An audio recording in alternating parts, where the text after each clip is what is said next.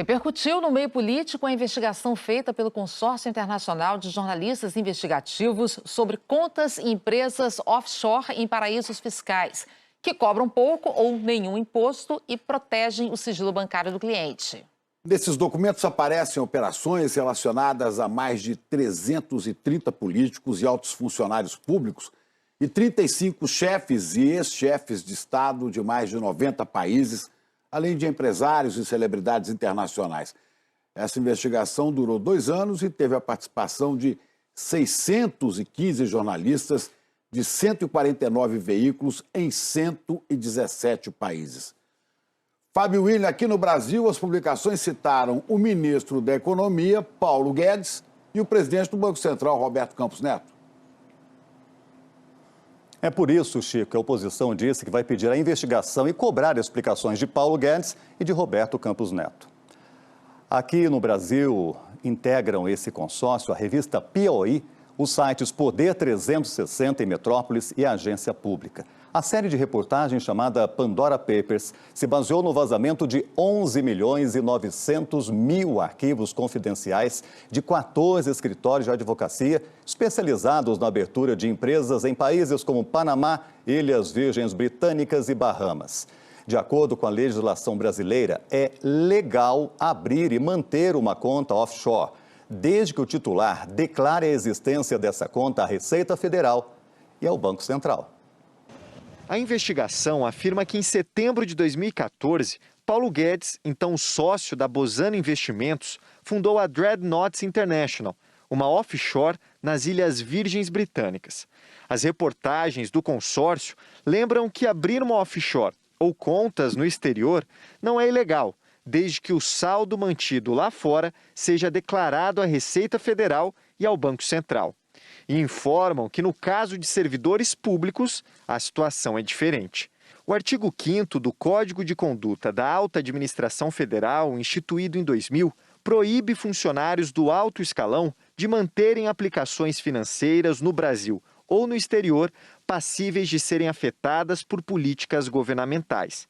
Em janeiro de 2019, 5 anos depois de abrir a offshore e depositar 9,55 milhões de dólares, Guedes assumiu o cargo de ministro da Economia.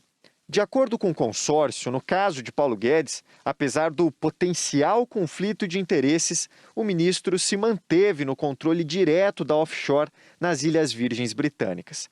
O ministro disse ao consórcio que informou a Comissão de Ética Pública sobre seus investimentos em contas no exterior assim que assumiu o ministério em janeiro de 2019.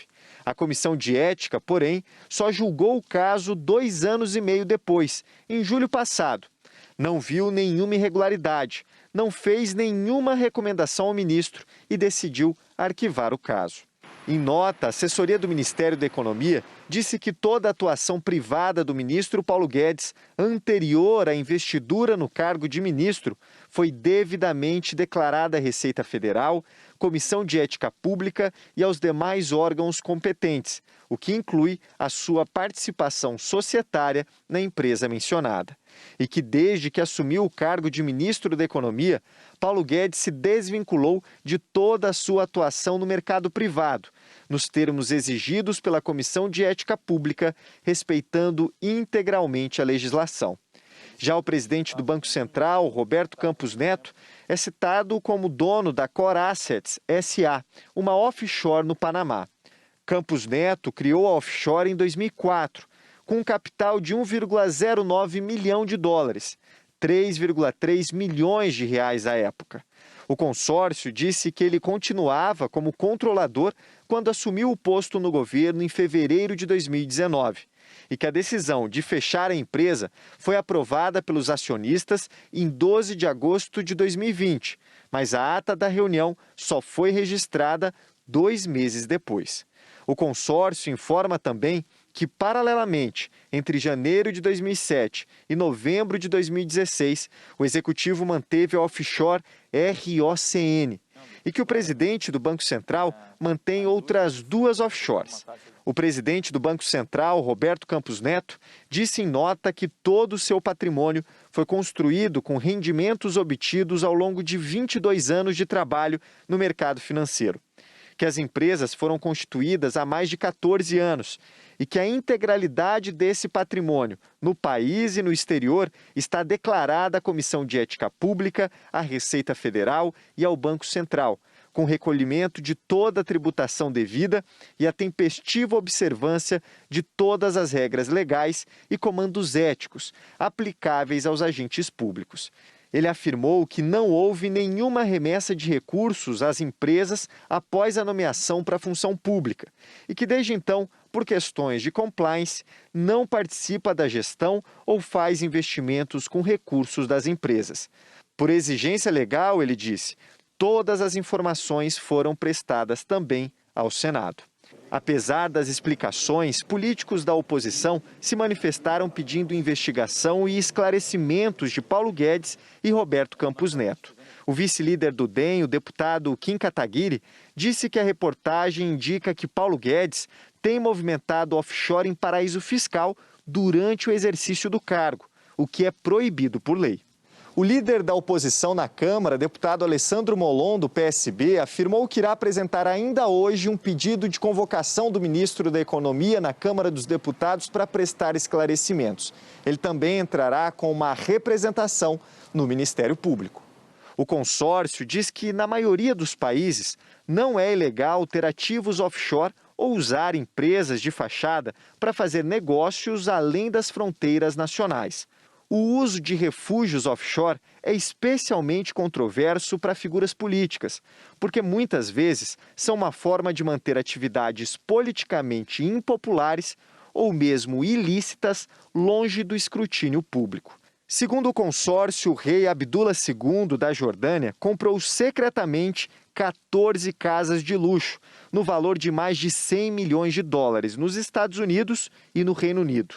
Ele teria montado pelo menos 36 empresas de fachada.